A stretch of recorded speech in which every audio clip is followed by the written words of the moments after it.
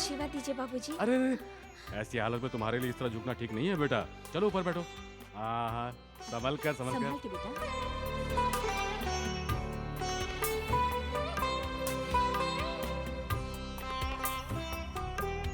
ये क्या शिवराम सिंह जी, इतनी देरी से आ रहे हैं आप?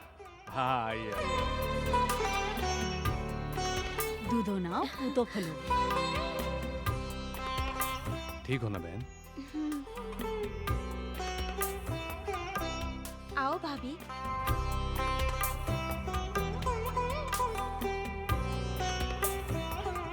ये क्या भाभी, तुम्हारे पास अच्छी साड़ियाँ नहीं है? जो भिखारियों की तरह ये साड़ी पहनकर आ गई हो? तुम्हें मेरी इज्जत की परवाह है कि नहीं? ऐसा क्यों किया आपने? हमारे हालात तो तुम अच्छी तरह जानती हो ना। कोई कुछ भी कहे मुझे उसकी परवाह नहीं। तुम्हें परवाह नहीं होगी, लेकिन तुम्हारी वजह से मैं क्यों इज्जत घटाऊं? ठीक है, अब जाओ, मेहमान मेरा इंतजार कर रहे होंगे, जाओ।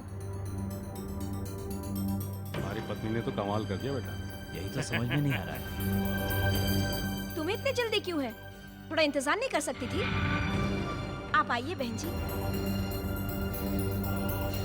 हम लोगों को यहाँ आने में देर हो गई, इसलिए शायद नाराज है। बेटी जानकी, तुम भी तो रस्म पूरी कर लो। हाँ। तुम इतने गुस्से में क्यों हो? गुस्सा नहीं, शर्म से मरी जा रही हूँ। जरा उधर तो देखो, मेरी गोद भराई के लिए कितने लोग आए हैं। जरा उनकी शान तो देखो। तुम लोग आए हो बड़ी रिश्तेदारी दिखाने के लिए या सबके सामने मेरी बेइज्जती करने के लिए? बेइज्जती की क्या बात है बहन? तुम्हारे ससुर जी ने कहा इसलिए कर रही हूँ। उनके कहने पर कर रही हो ये मैं जानती हूँ। नहीं भी करोगी तो क्या फर्क पड़ेगा? यहाँ बहुत लोग हैं मेरी देखभाल करने के लिए। गलती हो गई बहन, सभी लोग देख रहे हैं, रस्म तो कर लेने दो। मुझे कोई नहीं देख रहा है, तुम्हें सब देख रहे हैं। क्या करने आए हो यहाँ पर?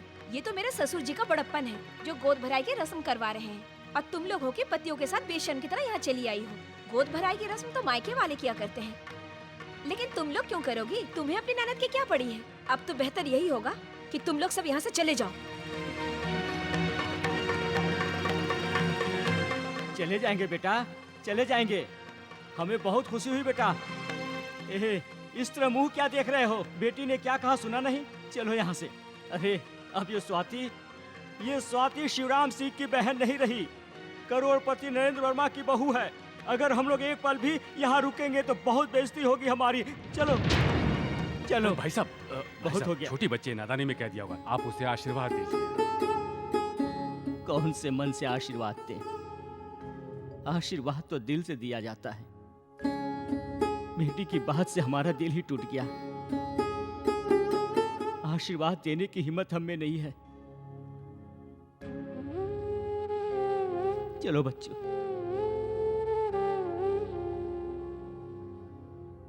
क्यों बेटा तुम इस तरह खामोश बैठी हो? उन्हें रुकने के लिए तो कहो। ये लोग जाते तो जाने दीजिए, मुझे आशीर्वाद देने के लिए बहुत सारे लोग हैं। तुम्हारी अपनी भी तो कोई इच्छा होगी बेटा। मेरी अब कोई इच्छा नहीं रही, आपकी खुशी में ही मेरी खुशी है।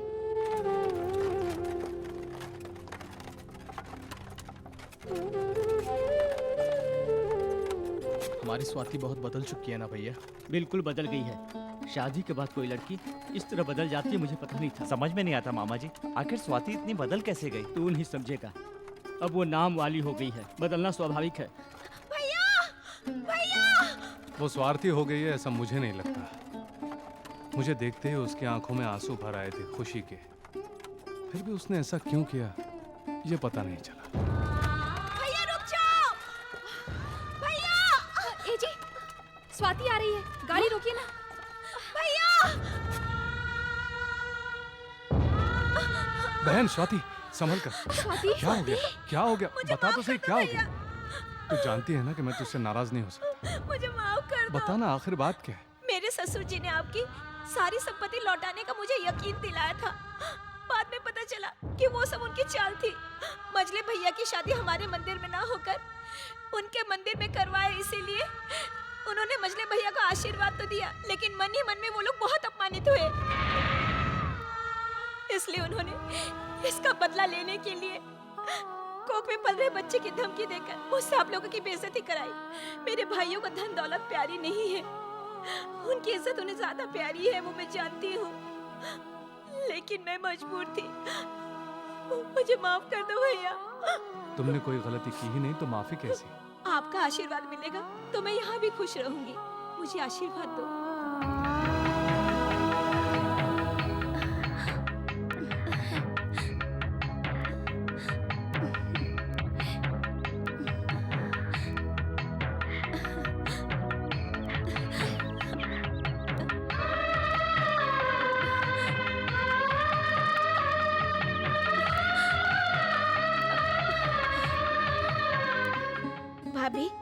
गोद भराई का तोहफा कहाँ है?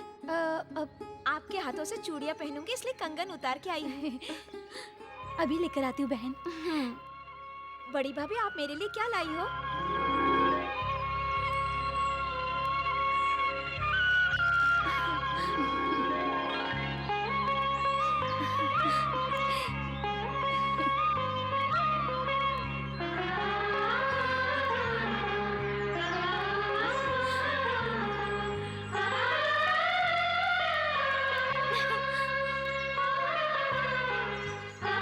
बेटी स्वाति, तुम्हारे उस बदले हुए स्वभाव को देखकर मैं नहीं बता सकता हमारे दिल को कितनी चोट पहुंची।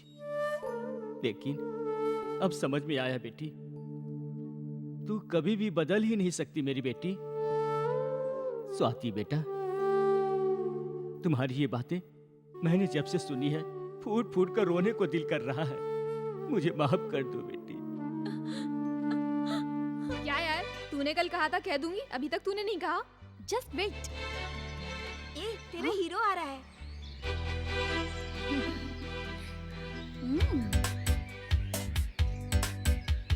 उस दिन ये मुझे पाठ पढ़ा कर गया था, आज मैं इसे पढ़ाऊंगी। रहने दे, उस दिन भी तूने यही कहा था। अब तो देखती जा कि मैं करती क्या हूँ।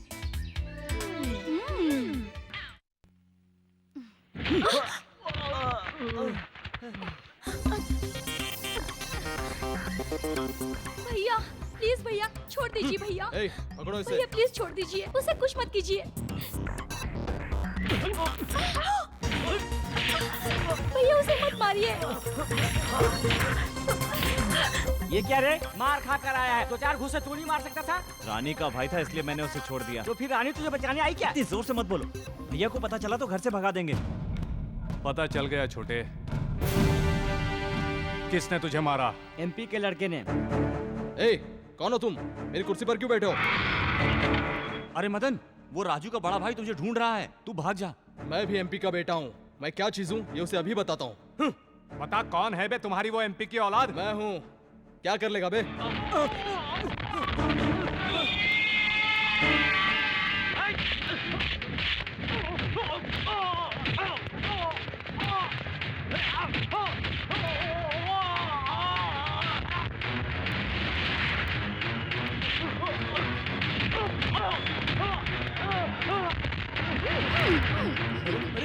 क्या हुआ?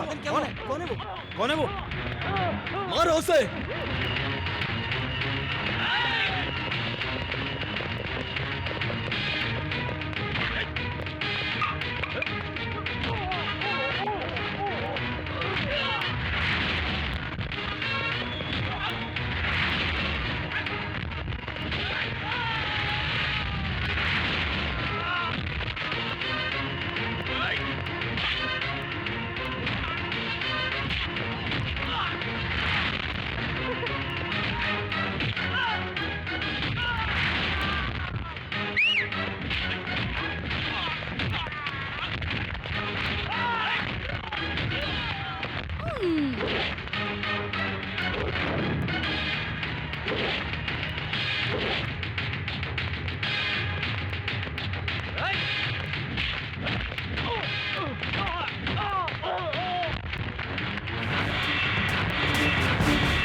अरे तेरे भाई को वो कुत्ते की तरह मार रहा है और तू सीटी बजा रही है। मैं सीटी इसलिए बजा रही हूँ क्योंकि मुझे मजा आ रहा है।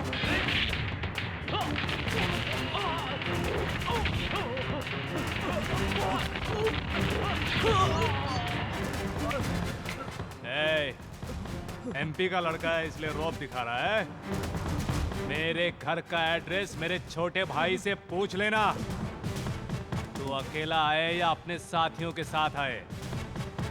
कलम चलाने वाले जर्नलिस्ट के साथ आए या गन चलाने वाले शूटर के साथ आए? मैं तैयार हूँ। अगर तेरा बाप पूछेगा कि तुझे किसने मारा तो बोलना शिवराम सिंह ने। उसने तुझे मारकर मुझे चैलेंज किया है। इतना बड़ा तीसमार कहाँ समझता है अपने आप को? या फिर वो किसी मिनिस्टर की औलाद है? हाँ? जिसने मेरे लड़के को मारा उसके जिस्म से खून की एक एक बूंद निकाल कर रख दूंगा मैं। मेरे लेफ्ट साइड पे भाई लोग हैं और राइट साइड पे पुलिस वाले। अगर वो गुंडा होगा तो गुंडे की तरह जवाब दूंगा, पुलिस वाला है तो उसे अरेस्ट करवा दूंगा। चलो रे मेरे साथ।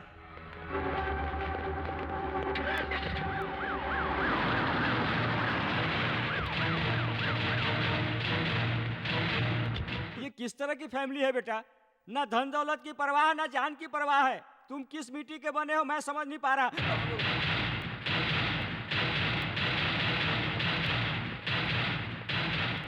राम सिंह,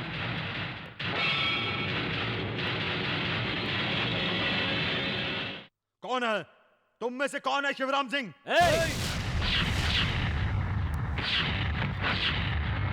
ज्यादा भौंकोगे तो गटर में जाओगे। इज्जत से बात करो। शिवराम सिंह यहाँ अकेला नहीं है, 3 हैं। तुम इज्जत से बात करने लायक नहीं हो। तुमसे जूतों के साथ बात करनी चाहिए। ऐसा कोई पैदा ही नहीं हुआ है। तुझे अपने 2 भाइयों पर इतना गुरूर है तो मेरा पॉलिटिकल बैकग्राउंड है, मुझे कितना गुरूर होना चाहिए। तूने मेरे लड़के को क्यों मारा? तेरा पावर क्या है रे? मेरा पावर दिखाने के लिए ही मैंने इसको मारा। उस जगह तेरा लड़का ही नहीं, तू या तेरा बाप भी होता तो भी मारता। मेरा बैकग्राउंड क्या है तू नहीं जानता। तेरा पॉलिटिकल बैकग्राउंड है तो मेरा भी फैमिली बैकग्राउंड है। किसी के ऊपर इस तरह हाथ उठाने के लिए तुम्हारा फैमिली बैकग्राउंड नहीं, गुंडागर्दी का होगा। तुम अगर आज मेरे सामने खड़े हो तो अपनी नहीं, जनता की बदौलत, और मैं जमाने के सामने खड़ा हूं तो मेरे बाप के खून की बदौलत। आज तक हमारे गांव में पुलिस ने कभी कदम रखने की हिम्मत नहीं की, और इसीलिए हमारी चौखट पर पूरा गांव अपना सर झुकाता है। अगर एक और पल यहां रुके तो अरेस्ट करने के लिए यहां कोई नहीं रहेगा और ना कोई सही सलामत वापस जाएगा। मैं जो कुछ कह रहा हूं सोच समझ कर कह रहा हूं। अब तुम्हें सोचना है। तुझे क्या लगता है मैं इतने लोगों के साथ तेरे दर्शन करने के लिए आया हूं? मैं तेरी लाश ले जाने आया हूं।